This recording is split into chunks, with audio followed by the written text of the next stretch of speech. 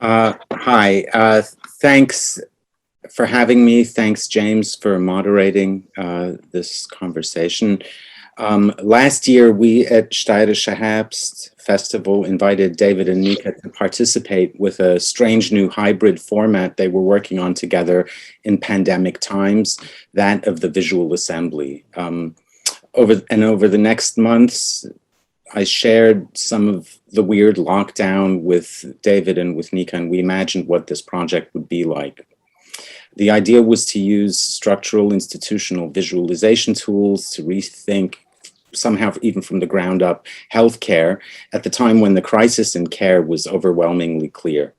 And this assembly, which Nika was now trying to carry out in Madrid, was planned for October 11, and it didn't happen for obvious reasons. So instead, the festival helped to organize the memorial carnival held on that day, where we were providing this constant video stream that I was then overseeing. And this was a really intense experience, and one that this Zoom maybe recaptures a little bit. The spirit of this is very much like that, and I'm really glad to be part of it. I guess responding to what Nika sent a little in advance and thinking about, tools to fight against fascism today, the one thing that I wanted to mention that stuck in my mind while reading David's work before I ever had met him or spoken to him came from the Debt book, the Book of Debt, as Steve Keen just said.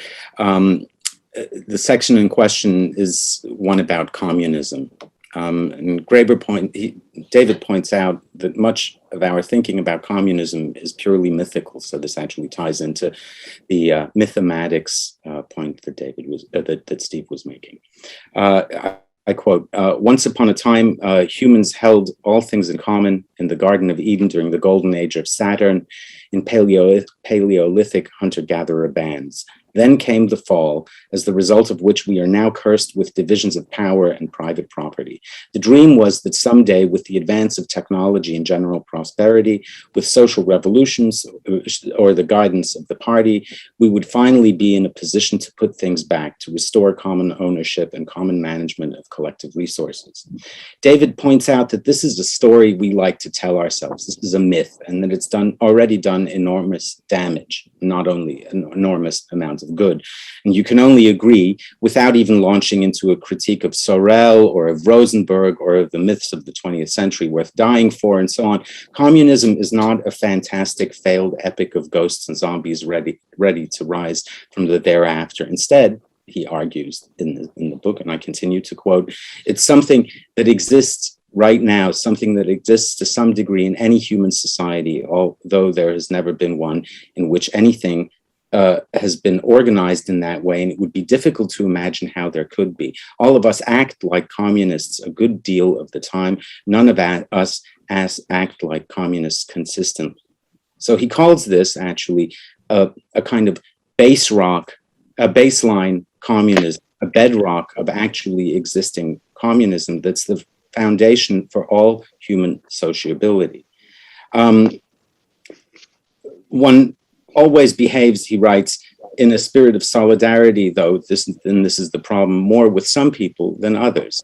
And this means in turn that groups define themselves by commonly held property and sharing within the group, and that conflicts between groups or hostility to strangers or departures from this baseline ruptures in actually something that's maybe even an eternal and unquestioned basic morality.